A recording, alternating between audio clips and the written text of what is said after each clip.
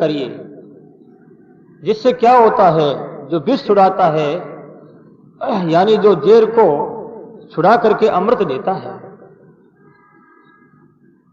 उन संतन के साथ से जीवड़ा पावे दरियाए से साधु के,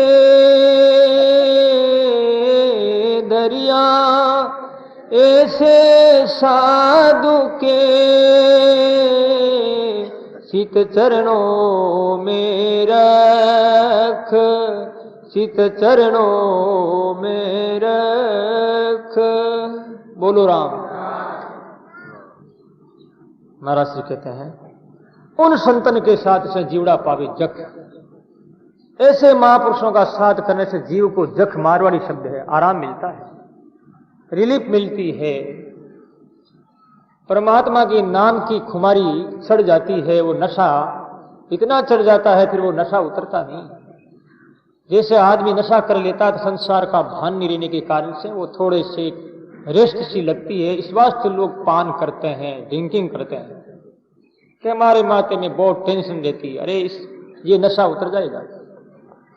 तुम तो राम नाम का नशा, प्रभु के स्वरूप माधुरी का पान, ये जो अमृत पान तुम करोगे तो ये नशा रात दिन 24 घंटा चढ़ा रहेगा, जिससे कि संसार में होने वाले द्वंद्वों का जो प्रभाव है, उनकी जो शक्ति है, जिससे कि मनुष्य उस शक्ति से खींचा जाकर के और वो दुख के सागर में डूब जाता है, तो उनकी शक्ति समाप्त हो जाएगी। वो जो दुख तुम्हारे ऊपर कोई प्रभाव नहीं डाल सकेगा, क्योंकि तुम उस नशे में आ गए हो। जिन्होंने जो नशा किया है, बड़ी बड़ी महापुरुषों ने, मीरा ने कितना नशा किया था, संदरिया ने और दादू ने। नशा में मीरा मतवाली होकर के गाती थी, बजाती थी, नाचती थी। ऐसा वो नशा रात दिन 24 घंटा उसको सड़ा रहता था। आज नशा करते हैं, पतन का रास्ता, पतन का मार्ग, नरक का मार्ग जो देने वाला नशा, ऐसा नशा लोग स्वीकार कर रहे हैं। ऐसा नशा नहीं करना चाहिए। मई में मेरा प्रोग्राम हैदराबाद था, मैं श्री भवन में प्रवचन हुआ तो एक कोई वहां पर एक कलंत्री, उनके लड़के के एक साला था, वो एक्सीडेंट हो गया। करीब रात को 12 बजे थी। उन्होंने कहा महाराज मेरे लड़के के साला का एक्सीडेंट हो गया है और बचना मुश्किल है। मैंने पूछा बात क्या, एक्सीडेंट क्यों हो गया? कि रात का 12:30 बजे वो मारुति कार लेकर के आ रहा था, पता नहीं कहां गया वो नशा करने के लिए। हमारा नशा में धता धूत रहता है, पागल सा हो जाता है, फिर मेरी मारुति कार चलाता है। इस वास्ते एक्सीडेंट बड़ा खतरनाक एक्सीडेंट हो गया। फिर वो अपने आप ही बोले कि हमारे यहां हैदराबाद में ये बनिए लोग, हमारे जाति के लोग 90% मदिरा पान करते हैं। विचार करो क्या होगी, क्या दशा होगी। मदिरा पान कौन करते हैं? वो करते थे भील कोल किरात लोग, जो जंगलों में रहने वाले, झूठ बोलने वाले, जीव को हिंसा करने वाले। श्रीमद् भागवत में मैंने ये कल चर्चा की थी गीता भवन में। बेन राजा बड़ा दुष्ट था। बेन राजा की जांगों का जब मंथन किया गया तो जांगों में एक निषीद नाम करके काला कलूटा राक्षस जैसे आकार वाला एक व्यक्ति प्रकट हुआ। तो उस व्यक्ति को कहा गया कि निषीद बैठ जा, क्योंकि जांग में मंथन करने से वो काला जांग में हमारे ये जो नाभि है, नाभि के नीचे का जो भाग है वो पाप पूर्ण भाग है, और नाभि से जो ऊपर का भाग वो पुण्य का पवित्र भाग है। जांग जो है साथल जिसे कहते हैं मारवाड़ी में, साथल का मंथन किया बेन राजा का तो वो निषिद्ध उत्पन्न हुआ, तो उसे कह दिया निषिद्ध बैठ जाए, यानी वो निषाद कहलाए। निषिद्ध कहते हैं संस्कृत में बैठने को। वो निषाद पहाड़ों में जंगलों में रहते हैं, वो लोग मदिरा पान करते हैं। ऐसे जो शरीर का अंत नीची जाति वाले, वो काम हमने अपना लिया तो हम भी नीची जाति वाले ही हो गए।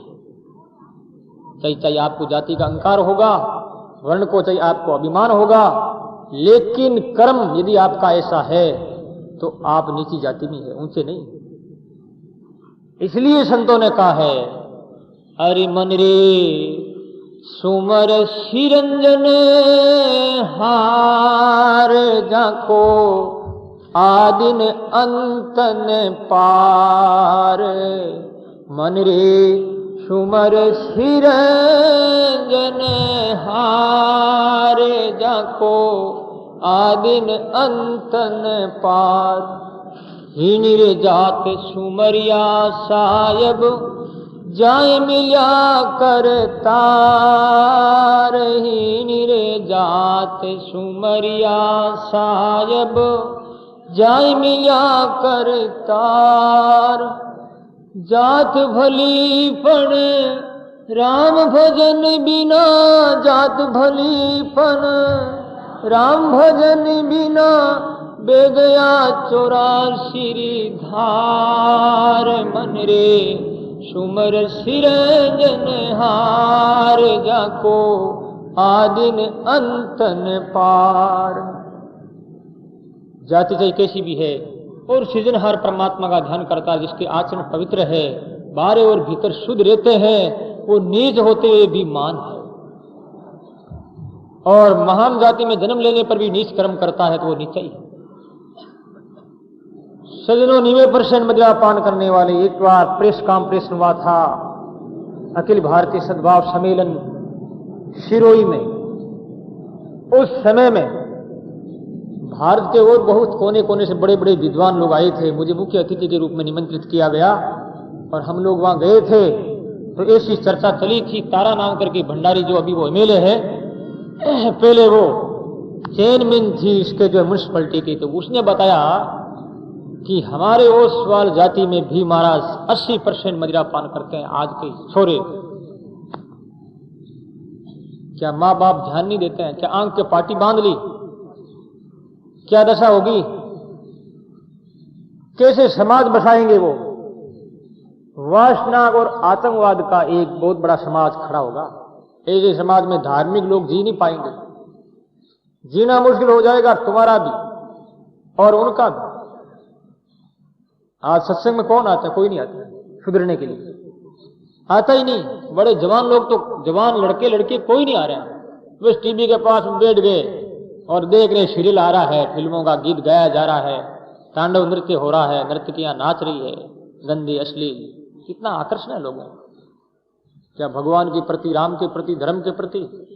धर्म ही तो रक्षा करता, धर्मो हंति हत धर्मो रक्षति रक्ष। धर्म एक आचार संहिता है।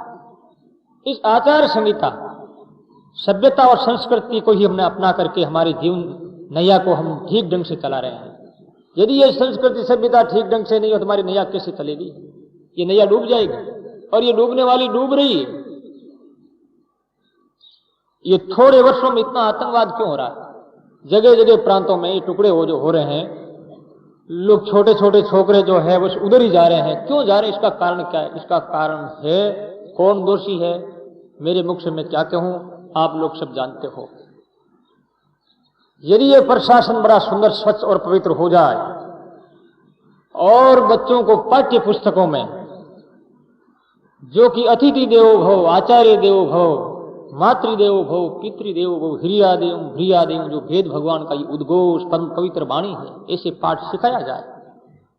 और पाठ्य पुस्तकों में शुरू से ही माँ बाप को प्रणाम करना, माँ बाप की सेवा करनी, घर में बड़ों का आदर, छोटों से प्यार, यदि ये पाठ्य पुस्तकों में ऐसे पाठ रखा जाए तो मुझे आशा है कि ये भारत जैसे कि प्राचीन वेद युग में, आदि युग में ये सोने की चिड़िया कहते थे, यहाँ जो है ये एक भारत भगवान का मंदिर कहते थे, भगवान का निवास स्थान बोलते थे, तो आज भी भगवान का मंदिर बन सकता है। कौन दोषी है? वही दोषी है जो इनको चलाने वाले, जो संसार को चला रहे हैं, जो अहम मन्य माने, जो है बड़े बने हुए अभिमान लिए हुए हैं, हम नाम लेना नहीं चाहते हैं, वो सब बिगड़ा कर रहे, खराबा हो रहा है। ये दोष उनका है और ये दोष हमारा भी है, जो हम लोग भी जो है उनको अपना मत दे करके हम ऊपर फेंकते हैं, उनको ऊपर चढ़ाते हैं। किसको मत देना चाहिए? जो सुसंस्कृत हो, हिंदू संस्कृति और सभ्यता को स्वीकार करने वाला, मानने वाला, आदर्श हो, जिसके जीवन में चरित्रता और मानवता है और भक्ति की किरणें फूट रही है, प्रेम की नदियां उमड़ रही है, जो अपने देश के प्रति हमदर्दी, समाज के प्रति हमदर्दी, ऐसे को मत दो कि देश परम पवित्र पावन हो जाएगा, ये देश एक संत हो जाएगा, साधु सन्यासी हो जाएगा।